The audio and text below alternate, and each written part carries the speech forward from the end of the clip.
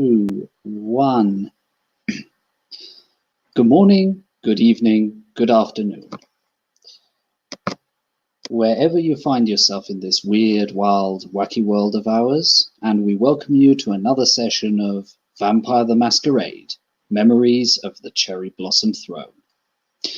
Tonight's scene will be taking place not in the hustle and bustle of this great city that is Kyoto, but we're actually in a forest outside.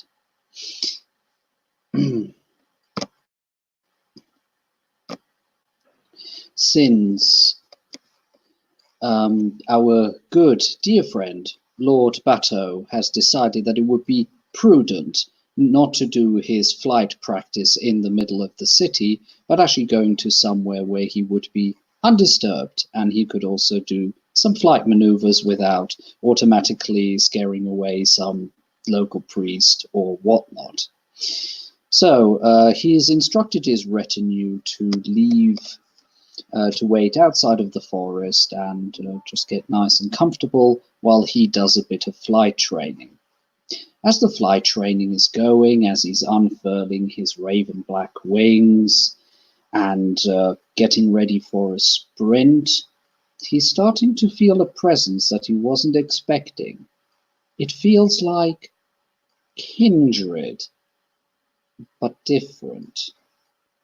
Anyway, he takes a run, has got a proper start, flaps his wings, and he's starting to gain speed and altitude. He's doing some more of that before that sensation he had before strengthens. Deciding that at this point it's probably smarter to climb, he flies towards a very big old oak tree and starts climbing up. And at this point, I'll let our guest introduce herself as Lord Bato finally manages to get through the canopy of the branches and pokes his head out over the moonlit scenery. Jade, the stony-skinned gargoyle, has had her fill of stuffing her wings into kimonos and hiding behind a mask in the city. She asked her mentor, Hennessy, where it might be a good place to cut loose for a while, and he recommended this forest. She wasn't overly concerned or watching. Trees are silent to her. They don't speak as stones do in any case. She noticed no other. Instead, she quickly climbed the tallest tree and then, with her powerful legs, jumped as high as she could, unfurling her wings and settling into a smooth glide across the forest canopy.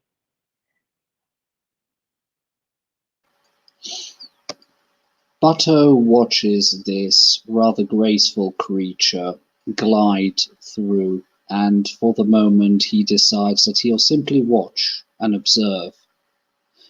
On first glance he thought, another Tengu, and until he looked a bit closer and saw that, nay, there's something different. The skin, the wings, the overall stature, and also if it would have been a Tengu, the blood sympathy would have more strongly clicked. So, a bit wondrous and intrigued, he's simply watching, observing. The only part of this creature that doesn't look hard, look made of stone, at least from Batu's distance, is her hair. It's the color of corn silk, and it streams behind her. She hasn't achieved true flight. Instead, she's gliding. In fact, she's going to have to land soon. Fortunately, or perhaps unfortunately, quite near to the tree in which he's found himself. She does so, one clawed hand reaching out, grasping the tree. The size is on the larger side, not unnaturally so, but she stands at 6'2". She clings to the trunk of the tree with one hand and slows herself with her feet, which are likewise clawed. And then, hanging onto the wood effortlessly, she kind of looks around in the night, stretching. It's clear she feels at peace.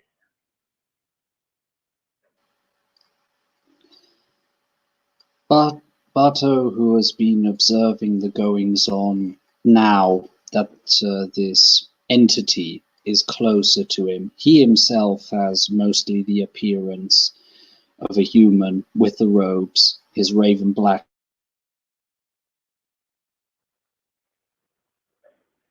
Oh, I can't hear you. Uh-oh. Cut out. Can you hear me? I can now, yeah. I heard raven black and then it cut. Oh, okay. Raven black wings, and sees that this is definitely not a Tengu, but it can't help him.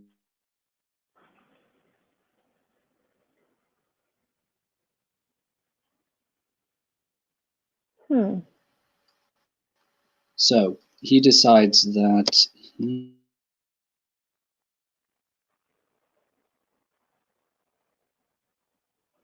It keeps cutting out. I don't know if it's mine or... Well, I seem to have stable internet, so... I do too. I wonder if it's the Bluetooth. Let me see.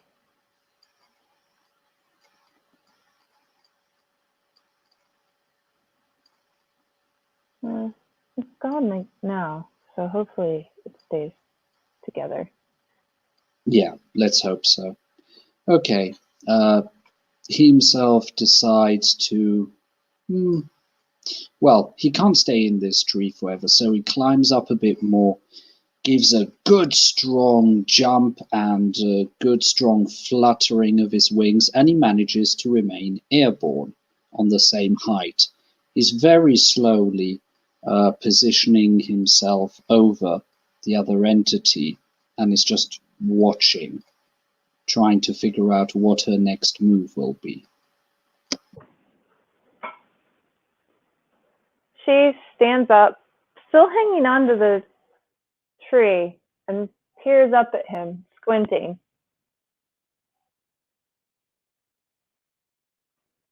You fly better than me.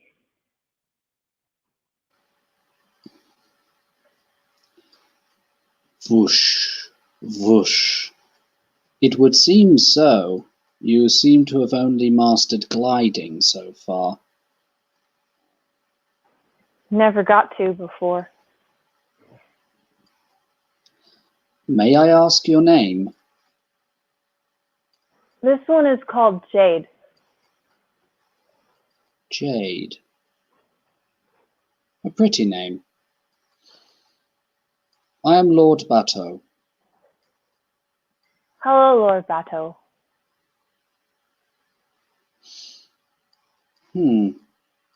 And he decides to slowly descend until he hits the ground.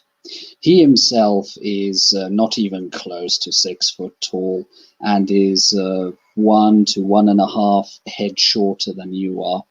A rather average-looking Japanese face greets you.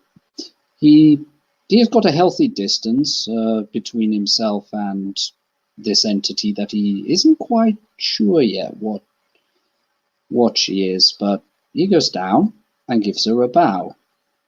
Pleasure to meet you, Jade. Nice to meet you. You said you didn't get much of a chance. Are you new? No. Only before Jade watched. now, I don't know.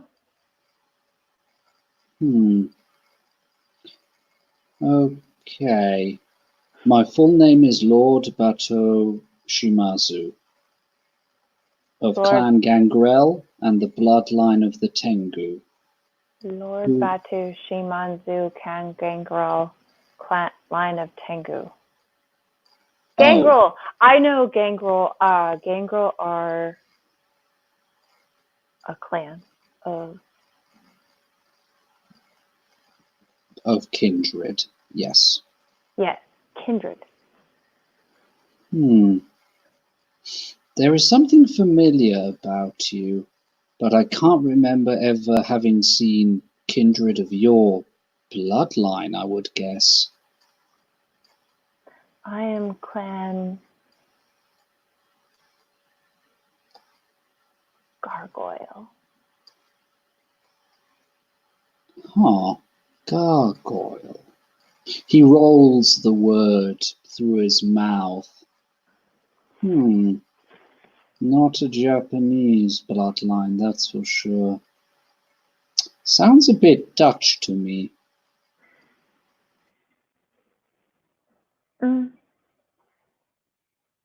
Are the Dutch another bloodline?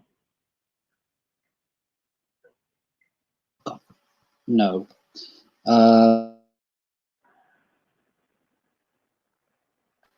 Not native to these islands. Oh. Are you native to here? I only remember here.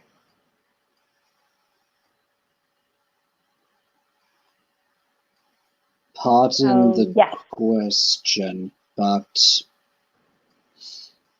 are you a wait. I am. So you drink blood as I do. The sun scorches you as it does me. Yes, it's a good time for sleeping. Yes. Okay. And you also sleep during the day, so yes, you must be a kindred of some sort. Fascinating. But you say you can only remember this. So you don't remember your life before you became kindred, right? No. That is most unusual. I remember the castle and the awful room with the mirrors, and then I remembered fear, and I remembered safety. So Jade stopped watching and Jade ran away.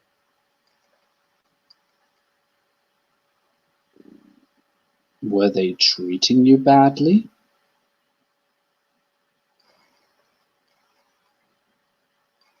Or why did you run away? I didn't like it. It wasn't safe anymore. I remembered that it wasn't safe there. So I left.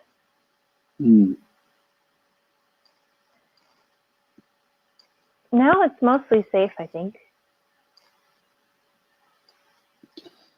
Currently, it's mostly safe, at least for the next 3 months, yes. What's in 3 months? Hadn't you heard? The Yama King gave a prophecy a few nights back. No, I didn't hear.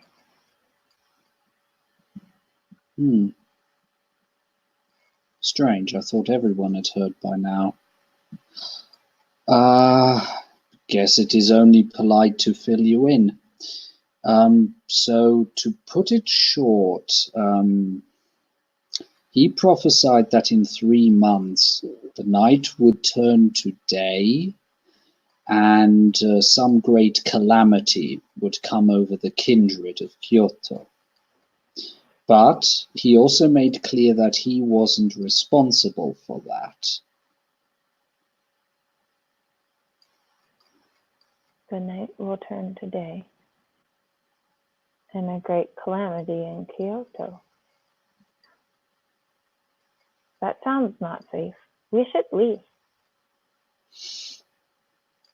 I'm planning to have an escape plan should it come to it.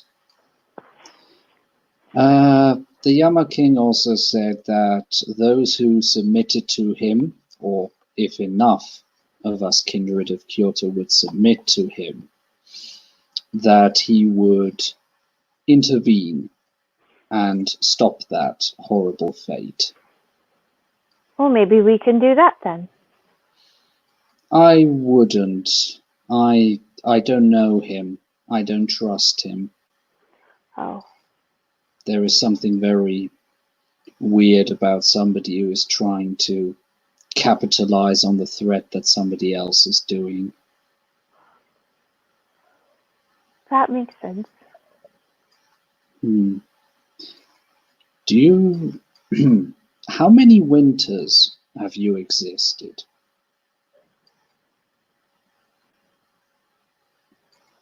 What's a winter? Okay. Do you know for how long you have existed?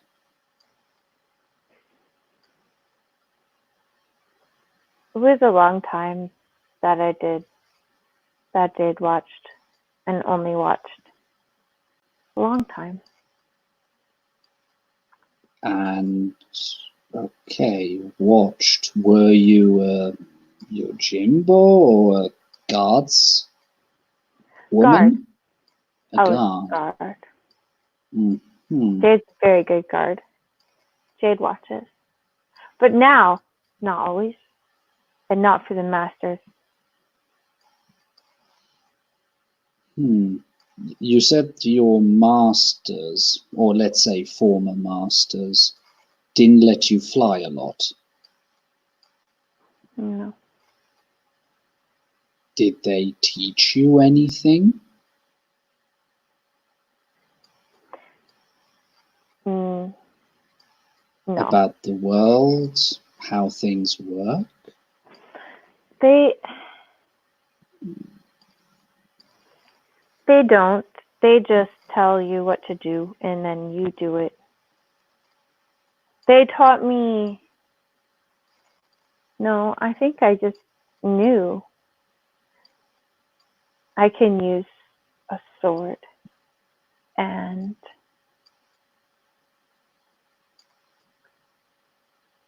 I like to fight. I think I just knew. But I would fight Granite sometimes. He's very strong. And sometimes they like to watch. Is that teaching? No. Huh. Tell me, since you are no longer guarding that castle, that you don't even know how you came there in the first place, and he has a worry. It's a mixture between confusion and pity that he has on his face. Huh? No. That sounds very irregular. I'm actually happy to hear that you're away now. Teaching, no. Teaching, for example, would be me telling you about things, would be showing you new things, how to do them. Like And how you fly. yes. You will teach me how to fly? I don't see a reason why I should. Yes. Yes. I'd be happy to do that, yes.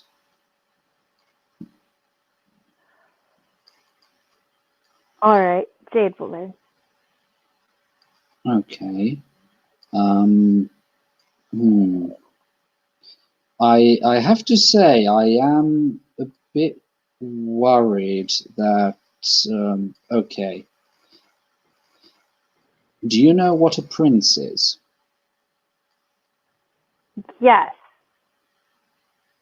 they're in charge. Close enough, I guess. Okay. Do you know what a primogen is? There's one for every clan. Correct. Okay. So you seem to know some of our. Hennessy is teaching me so that I don't get in trouble or get anyone in trouble.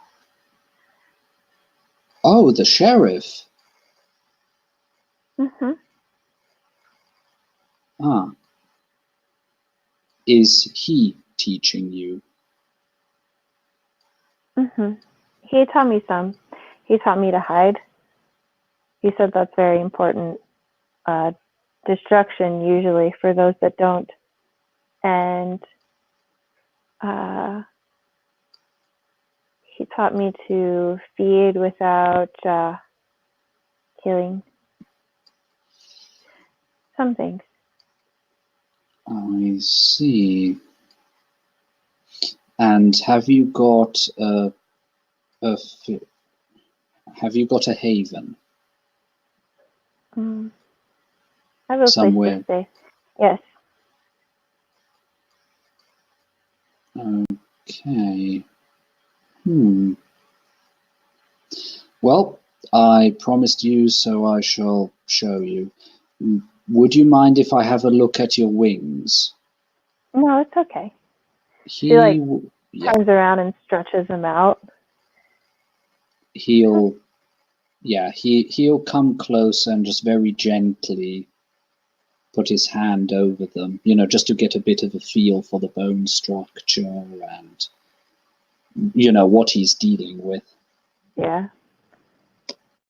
They're leathery and she seems awfully heavy for something that's actually flying. He goes, has a look, very gently strokes his fingers over her wings and goes, yeah, and goes like, interesting, and he then unfurls his and shows his. I've got the wings of a bird, but you've got more the wings of a bat. Yeah. Okay, that itself is not that much of a problem, since both have similar bone structures. But, and please don't take it the wrong way, you look awfully heavy for something that can fly.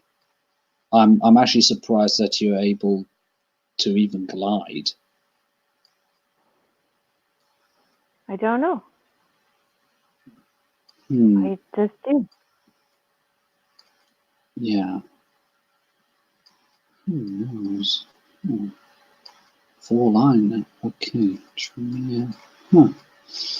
Yeah, I'll definitely have to ask my elders about that, because I have to say I've never seen someone as impressive as you are.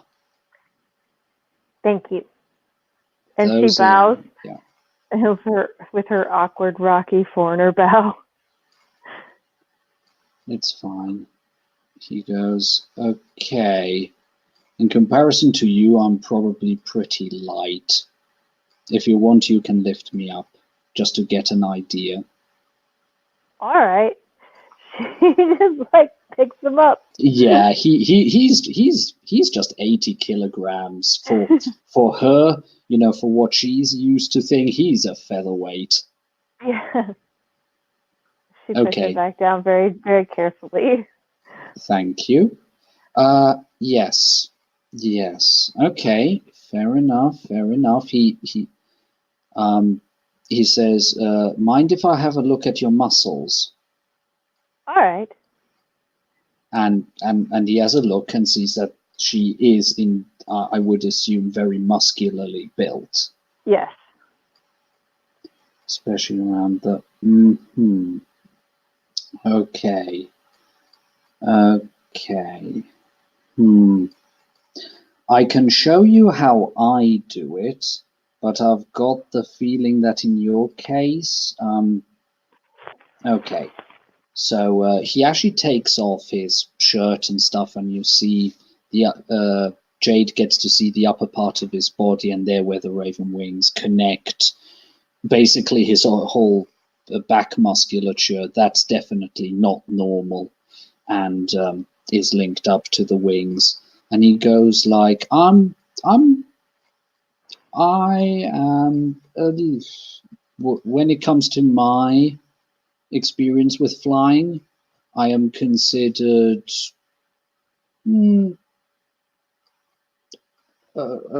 above average. Until very recently, I could also only mostly glide, but now I'm able to, and he takes a full sprint, and while he's sprinting, he's flapping his wings until he becomes buoyant, and then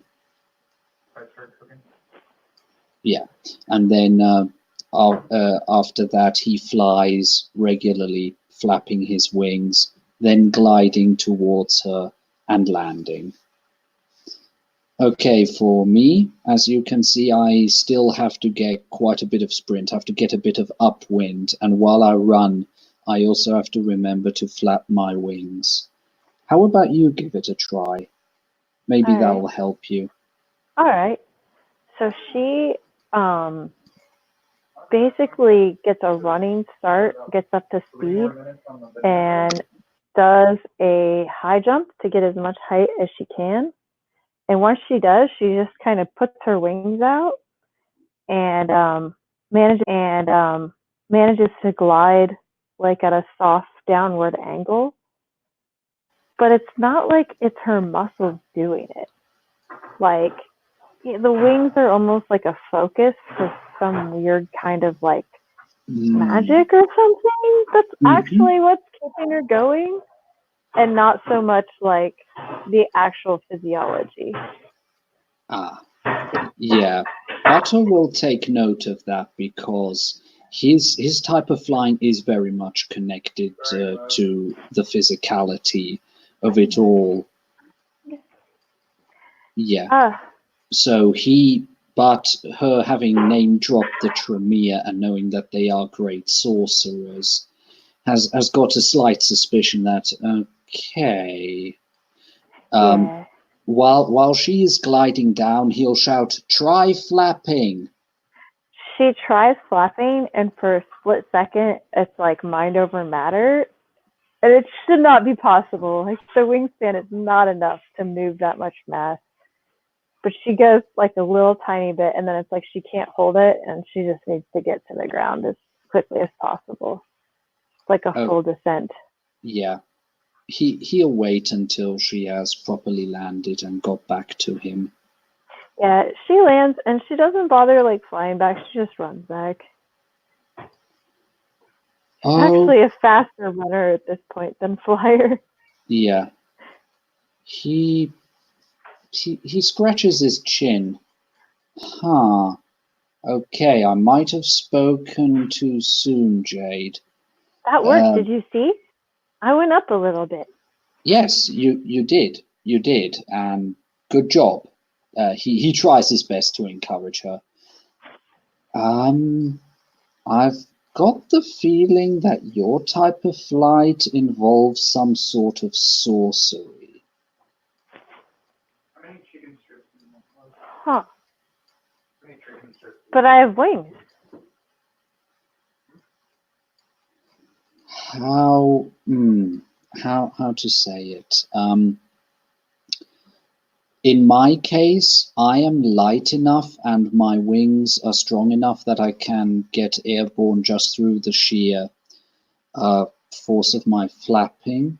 Mind you, the fact that you were able to flap and you gained a bit of height is good. So I can only recommend that you repeatedly do that when you are practicing your flying, maybe with time, similar to me, your muscles will also grow stronger and you'll be able to do that. But a being of your weight and with the wingspan that you have should normally not be able to do that. That's why I've got the feeling that part of your flight probably has to do with some sort of sorcery. Oh. But the fact that you flapped and that you gained some height shows that it isn't all dependent on sorcery, it would seem. All right, I will keep flapping until it works. That's a good thing to do. And then I will ask for another lesson. Yeah. Do I have to give you a boon now?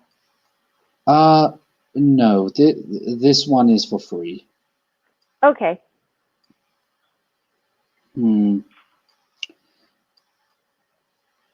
Are you getting enough blood?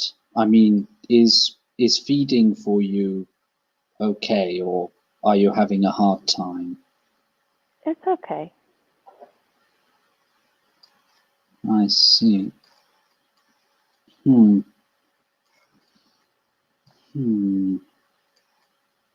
very strong. You look it. You look, I have to say, you look quite fierce.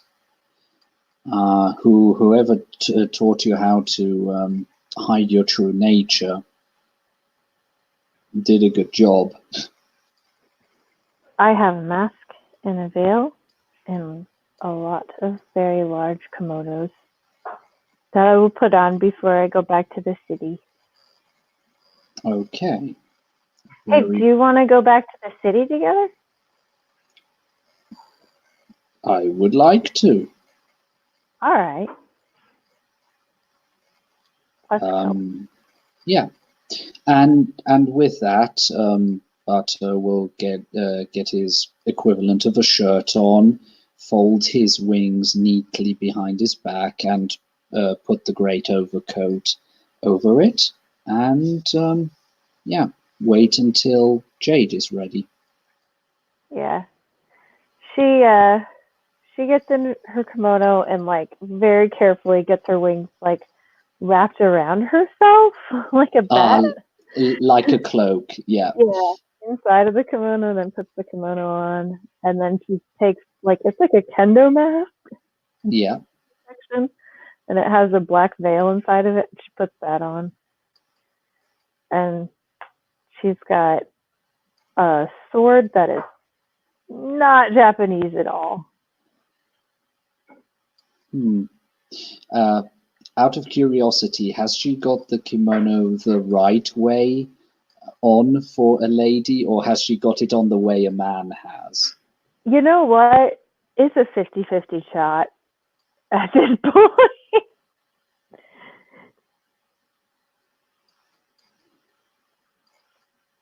Yeah, I'm leaving it up to you. I'm just curious. Even she's got it on for a lady, odd she's got it on for a man. He will go like. Hold on, I'm rolling a die. Okay, roll a die. I'm curious. She's got it on for a man. Okay, Butter will go. That is all nice and well, but you're wearing your kimono as if you were a man. Well, what do I do? If I may, and he steps forward, and he is trying. So he takes it, he puts it the right way round, tucks it in a bit, shows you how to do it, and also shows you with the sash and everything how to do it. Not only that it holds, but that it also looks nice. And he goes, "Here, now you look like a proper lady." All right. Yeah, she's like 6'2" in a kendo mask.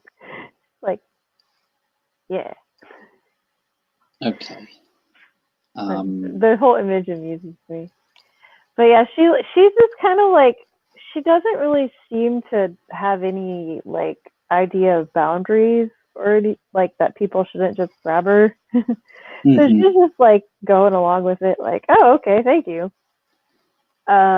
Yeah. Then she puts her sword back on, the mask back on. And yeah. And he goes like, ah, that is definitely the sword of a gaijin. Yeah, it's a good sword. Yeah. But he says, but it looks well made. I have to say so. I think it is. Huh. And he will offer, this slightly comical situation where you have got a 1.5 foot guy, shorter guy, offering his arm to her and to walk down towards the city. Oh yeah, she'll take his arm. Mhm. She's very like gentle giant. He is positively surprised, and already in the back of his mind it has become clear. Okay, she knows some things, but what to do?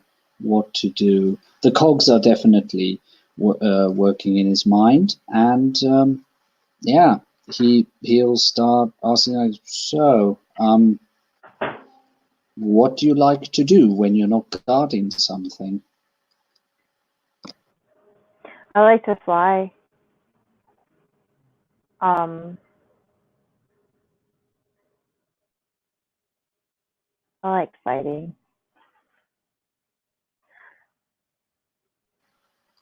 I Hmm. like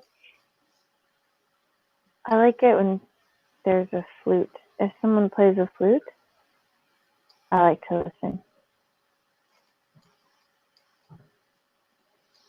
The lady likes music. Good, good. Somewhere to start. And as they come up, Butter will simply give a hand and say to his retainers, "It's fine. The Lady Jade is with me." When they first come up to the retainers, before he does that, she like moves in front of him in like a full protective stance and has the sword out in like half a second. Okay. At which point he circumnavigates her. Just goes, no, Put it in the fridge. Sorry. That's okay. He just puts his arm up. It's okay. It's okay. Jade, these are my retainers. They are with me. Oh, all right. And he'll just say two names. It's okay. It's okay. She's with me. I think she'll need. Yes. Just take it easy. She's a little bit unexperienced. His two retainers, who had definitely got ready to draw their swords, slowly take their hands off and relax in their stance. And Bato just says, "Take the horses. We'll be walking." And he lets his retainers walk in front of them with the horses. And okay. Why did you do that? I thought maybe they were going to hurt you. I didn't Oh, want them to. you've got good instincts. Have you currently got a master? If I understood correctly, you're currently a Ronin. You're masterless. Yes.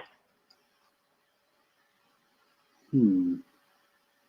I don't like the masters. They're What not did safe. them? Okay. What did they do, if I may ask? They hurt the. They took her away from me, and I didn't want them to, but I couldn't stop them. Who did they take away from you? She had. She was the one who. I don't know. They took her away. I didn't like it.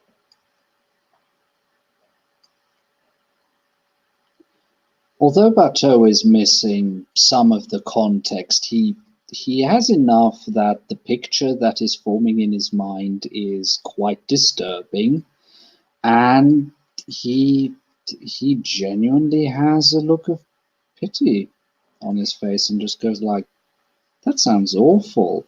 I wouldn't plan to take anyone's family member away from them, especially if they were if they worked for me."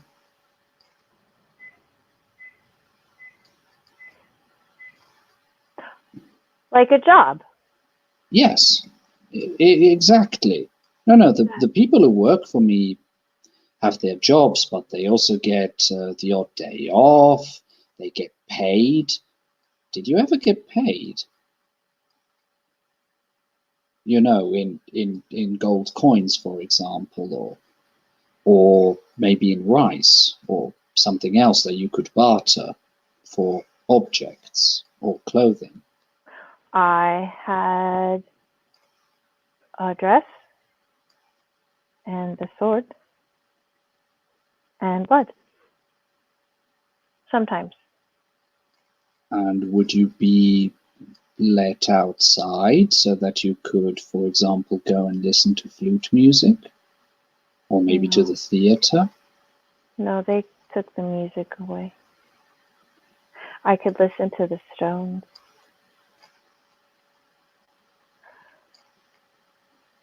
The theater? What's that? Oh dear. The theater is a big house where people rehearse plays. Basically, they present a story, but they not only tell the story with words, but they act out the roles of the heroes, the villains, the monsters, and so on. And you and us, for example, could go into that house, pay money, and then watch those other people perform the play that would be perform the story. Oh, And in the theater, it's also accompanied by music, I like flute, music. drum, the shamisen. It's quite nice. We should go. You know what? If we're lucky, there still might be a play on. You know what? I'll invite you. All right.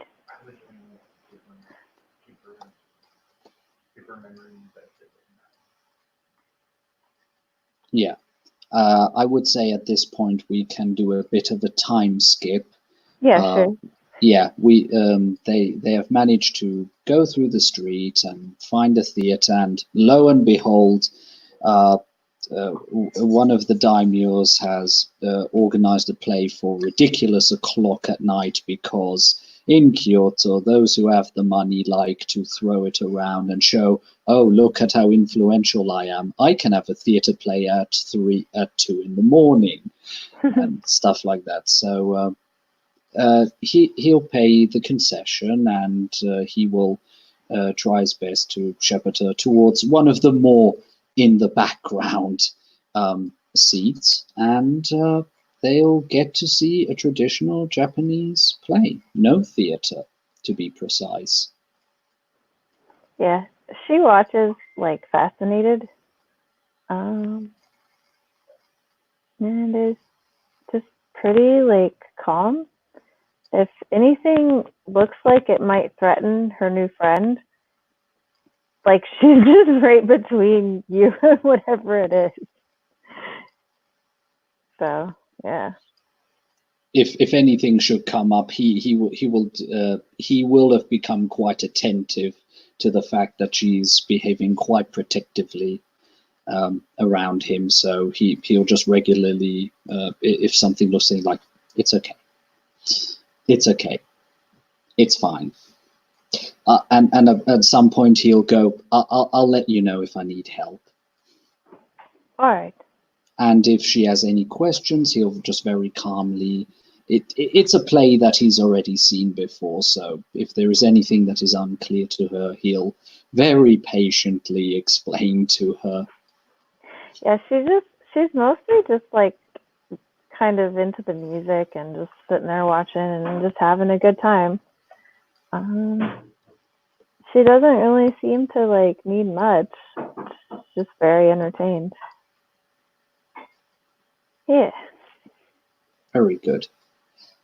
If you don't mind, I'll do another time skip. Mhm. The play ends, and he'll once again politely lead her out. It was a fun play, and Bato is quite pleased that he was able to make her evening, or at least it would seem like that. At that point, he'll go, if you want, we could retire to my residence. The people there know what I am, and they won't ask questions if I bring a guest.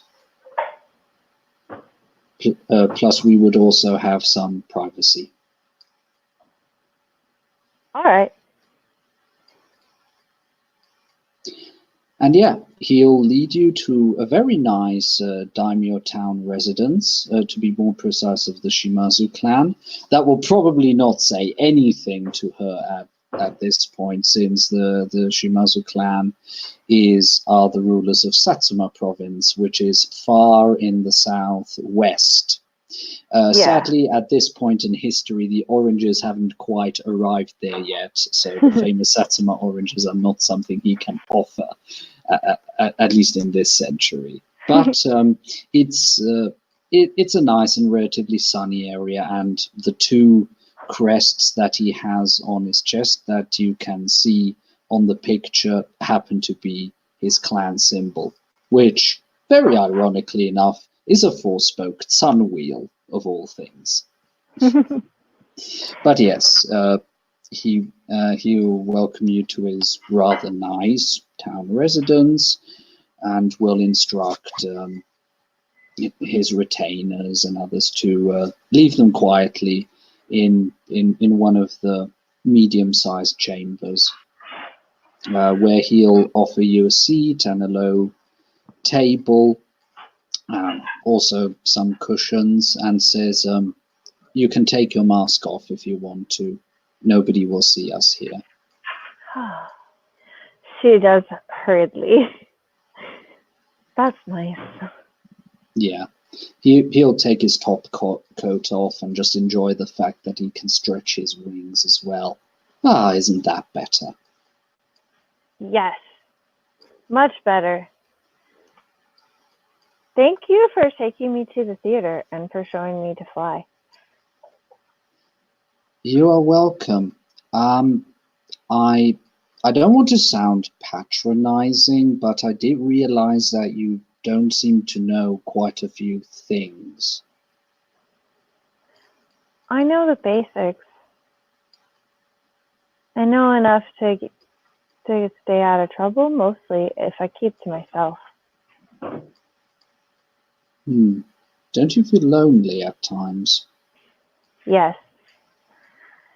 But not right now. Do you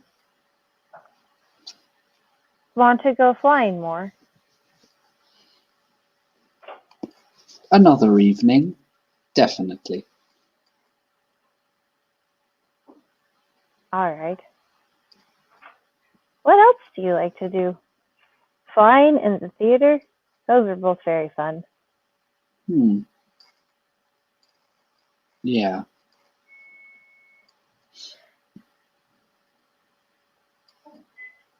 Next time maybe next time a festival is on, I might invite you to. I think it couldn't hurt you if you also learn some of the local customs. That's a good idea. Yeah, come to think of it, summer is nearing its end and autumn is coming. Maybe the Donburi could be, or Bon could be just the right one. There is nice music, and there's even dancing. Oh, that sounds very nice. Yeah. Are you hungry? No, I'm all right. Ah, good. Good. Fair enough. Are you? I'll be fine. I'll be fine. As long as I go hunting tomorrow, I'll be okay. All right. Yeah. And he goes, would you be interested in a job? What kind of job? Let's just sort of underlying conflict in this city. Or at least I'm getting the feeling that there will be conflict soon.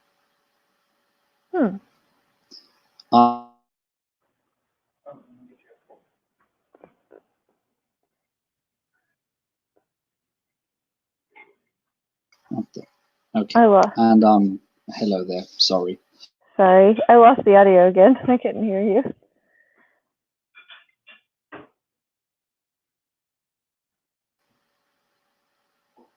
Now I can hear you. Okay. Job. She asked what kind, and that conflict has a bad habit of seeking those out who don't seek it. If I made myself clear. All right. And I would be in need of a yojimbo, of a guard, a bodyguard, to be precise. I'm a good guard. I will do this job. You wouldn't have to do it for free, of course. As part of your payment, I would see that you get the opportunity to regularly feed. If you don't mind, probably by getting a lady of the night and then paying her handsomely that she offers her wrist and you can feed, something in that direction. She's not going to like that very much. Why that?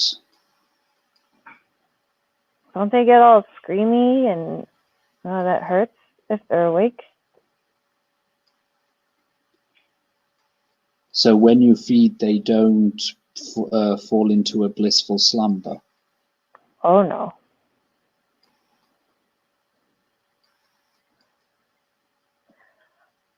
Oh.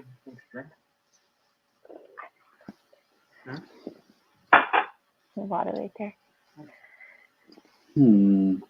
Okay. Can you feed off animals? I've never tried. I don't know.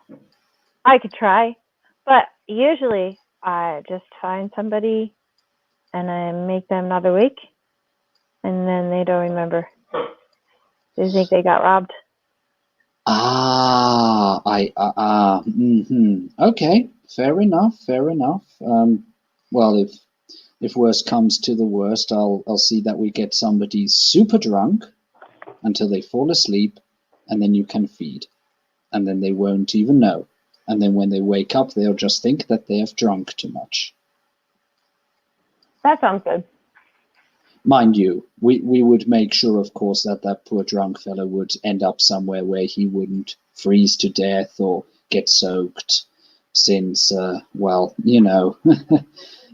humans are a little bit more frail than we are. They are. Okay, and I would also pay you, of course, which would mean that at least once a month or once a week. I mean, we can still discuss the finer points later, but I would give you a salary, which would mean you would have money and you could use that money for whatever you want. May that be new kimonos, or maybe some musical instruments, or at the very least, when you fancied it, I would also give you at least once a week a night off, that you could go, for example, to the theatre and enjoy yourself, or somewhere else, or go and buy yourself some trinkets or whatever you would fancy. All right. That So sounds you nice. would, yeah. I'll guard you, and you'll pay me. Sounds good. I have a job. All right. And he basically does the Japanese equivalent of offering you a hand to seal the deal. She follows suit. It's clear she has no idea or expectation of how this is supposed to go. Okay. That will be all for tonight. And in that case, he will entertain her for at least another hour. He'll probably even bring out his flute and play a few traditional Satsuma folk songs on it. She just sits and just looks very peaceful and happy. Yeah. And after that, he'll go, well, I guess it's slowly time for both of us to get ready for bed. He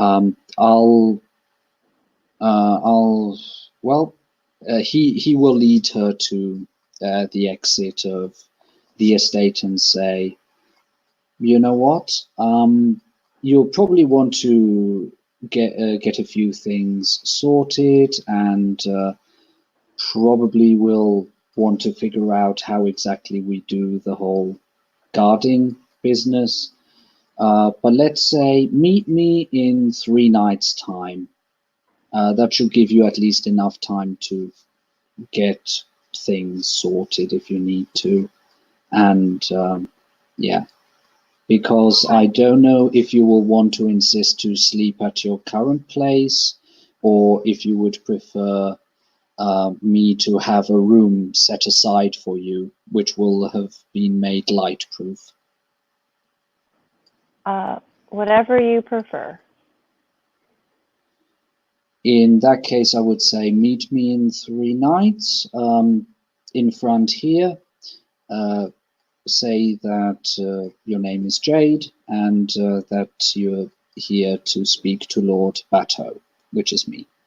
And then in the meantime, I'll see that I have a room made ready for you, so that when you're done with your guard duties and the morning comes, you have a safe resting place as well. Because then my retainers will watch over us during the day. All right. Thank you. He smiles and just gives a, well, you as mean as it sounds, he gives you an approving pat on the head, and he has to stand on his tiptoes to do that. Okay, you be safe in the meantime. It was a pleasure meeting you, Jade. It was nice to meet you too, Lord Beto. He bows and will turn around and walk into the building. Yeah, she's off shortly after that. And cool. So, unless there is anything else that wants to be declared, I shall say that the scene is over. All right. Thank you, players, for playing. Thank you, watchers, for watching. We hope you enjoyed this little intermezzo, and see you next time.